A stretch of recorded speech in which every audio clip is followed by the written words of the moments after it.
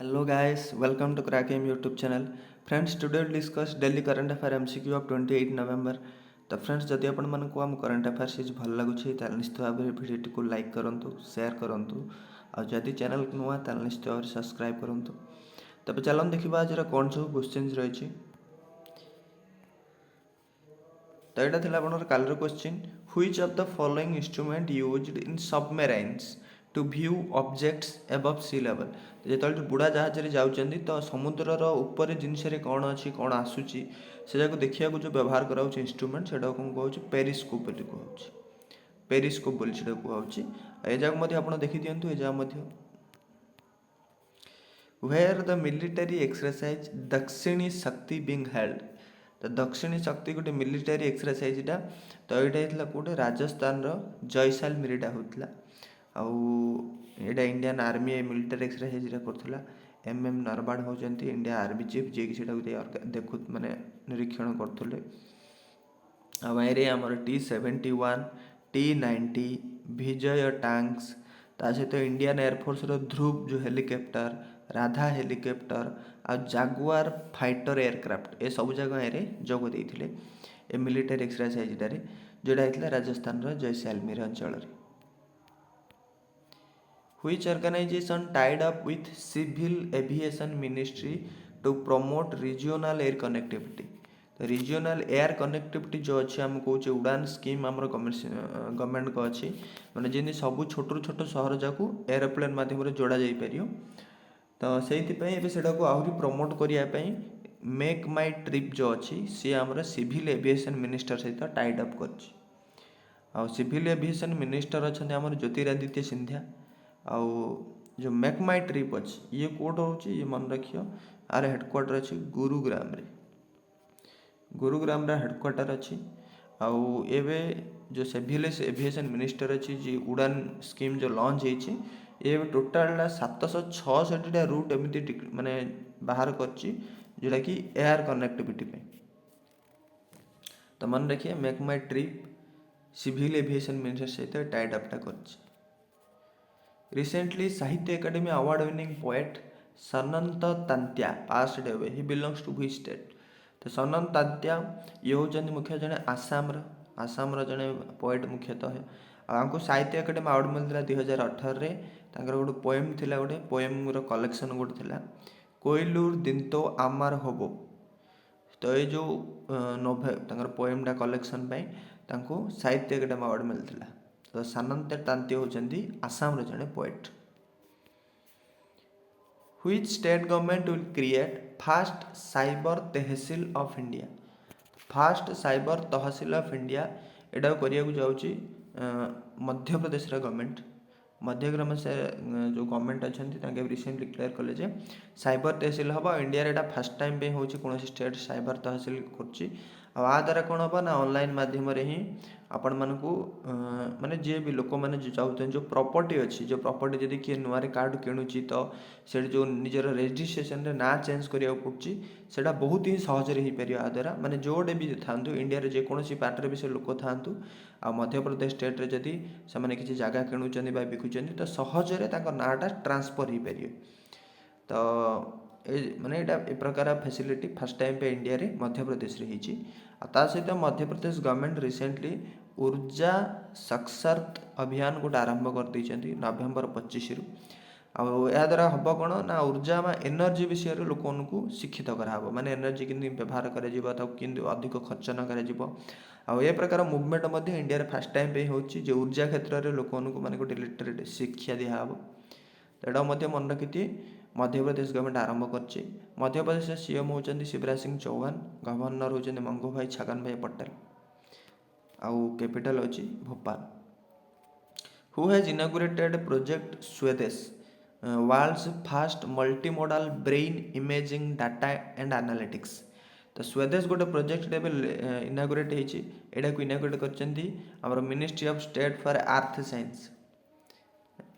And science ministry आम जो अच्छे मिनिस्ट्री ऑफ स्टेट अच्छा इंडिपेंडेंट चार्ज रे तो ये को इनॉग्रेट करचंदी आ स्वदेश प्रोजेक्ट एटा कोन ना ये होची वर्ल्ड रो first multimodal brain imaging data and analytics ए जो आ द्वारा कौन हो पार ना इंडिया पूरा वर्ल्ड रे इंडिया रे फर्स्ट टाइम पे जो सिस्टमटा लॉन्च होइछि आ द्वारा जति भी ब्रेन रिलेटेड सबू माने डिजीज को बहुत हेल्प हो ब्रेन रिलेटेड बेसी बेसी स्टडी हम आ जहाँफल जो अल्जाइमर्स डिजीज बा ब्रेन रिलेटेड जी डिजीज होची से जना जाई पारियो ता विषय अधिक रिसर्च हो पारियो। तो यहाँ को आमर जितेंद्र सिंह लॉन्च करछंती। आ ये जो इनिशिएटिवटा डेवलप किए करछि आमर नेशनल ब्रेन रिसर्च सेंटर जोटा गुड़गांव अच्छी आ ब्रेन रिलेटेड गोटे ही सेंटर इंडिया रे अच्छी एटा ही national brain research centre Gurgaon अच्छी ये को आरंभ कर। Which day is celebrated as national organ day organ donation day. तो organ donation day every year November 26 रे सेलिब्रेट होची। आउ को आमर NOTTO national organ and tissue transplant organisation NOTTO एटा को ऑर्गेनाइज करची ए डेटा को जोड़ा न्यू दिल्ली रे अछि। नोटो अच्छी न्यू दिल्ली रे ऑर्गन डोनेशन पाई लोक माने गोटे मानवत्व दृष्टि ऑर्गन डोनेशन जहाँकि आउ जन को हेल्प हो पार से डेटा सेलिब्रेट होची। आ एटा 2021 रे होची एटा 12th एडिशन ए जो डेटा सेलिब्रेट होची। Who represented India at the 20th Shanghai Cooperation Council of Head of Governments held in Nur Sultan, Kazakhstan। तो काजाखस्तान नूर सुल्तान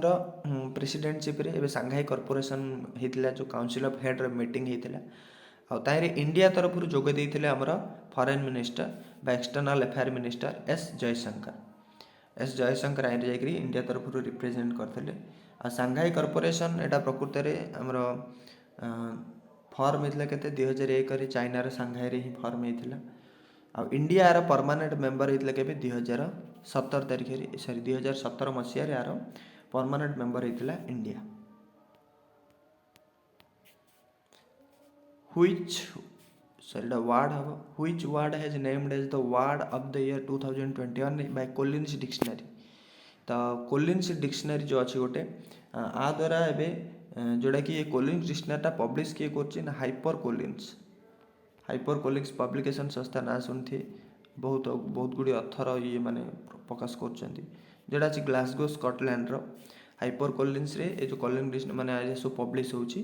तो ये कोलिन डिक्शनरी द्वारा एवं word of the year 2021 code declare कराई एनएफटी को। NFT माने नॉन फंजिबल टोकेन आईटा हूँ मुख्यतः कौन डिजिटाली गोटे सर्टिफिकेट कहीपर गोटे फाइल कहीपर जहाँफल आप जो प्रकार भी प्रॉपर्टी था घर हो कौन जगह हो से प्रॉपर्टी से डिजिटाली गोटे माने टोकेन माध्यम गोटे सर्टिफिकेट फाइल भाया से रही आपण प्रॉपर्टी से दर्शाऊ।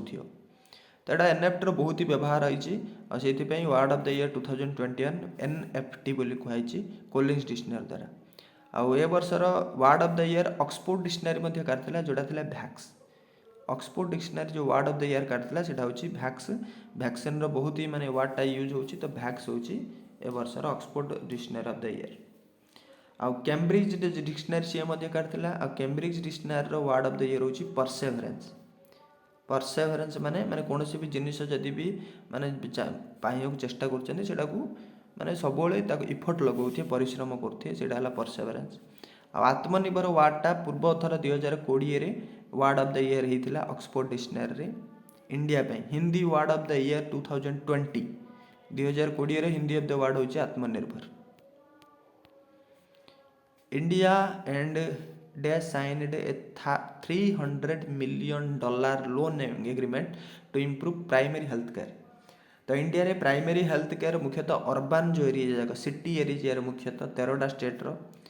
तो ये सिटी एरिया जाक डेवलप करने जो प्राइमरी हेल्थ सर्विस अच्छी इंडिया और recently ADB Asian development bank $300 million India को दूसरी जोटा कि हेल्थ इम्प्रूवमेंट रे सामिल हम इंडिया रे। आउ काली ही कहुई $1.5 billion गोटे लोन एग्रीमेंट दूसरी एडीबी जोटा कौन हम ना वैक्सीन इंडिया रे उपयोग हम।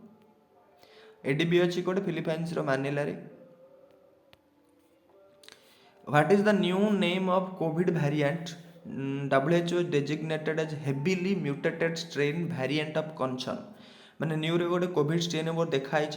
आउटा बहुत ही माने जी भी पूर्वर देखाई सब ये बहुत ही मारात्मक बहुत जल्दी और यहाँ को माने स्प्रेड हो पारे चारिआडे। तो तार ना हूँ ओमिक्रॉन और ता ना भी जहाँ दिखाई B.1.1529 तो ना रखी ओमिक्रॉन आ मुख्यतः कहूँ साउथ आफ्रिका वेरिएंट बोली साउथ आफ्रिकार मुख्यतः बाहरी आउ सेमती पूर्वर जोड़ा भैरिएंट कहूला डेल्टाटा गोटे थिला जोड़ा इंडिया रे बाहर थिला बहुत ही मारात्मक थिला ये आउ डेल्टा प्लस इंडिया रे ही बाहर थिला आ जो अल्फा थिला एड्रो कोड बाहर थिला एडा बाहर थिला मुख्यतः लंडन इंग्लैंड रू बाहर थिला अल्फाटा तो एडा मन रखिए ओमिक्रॉन न्यू वेरिएंट जोटा साउथ आफ्रिका रू बाहर। तो आज क्वेश्चन होची आपण मानकर it is difficult to walk on a ice because of dash. तो बरफ रे चलियाटा कहीं कष्ट होची ता भितर कोड आंसर हम कमेंट सेक्शन निश्चित भाव जनातु। तो फ्रेंड्स आज ये पुणी देखा आगामी वीडियो रे जदि वीडियोटी भल लगी थाए निश्चित भाव में लाइक शेयर और सब्सक्राइब करूँ।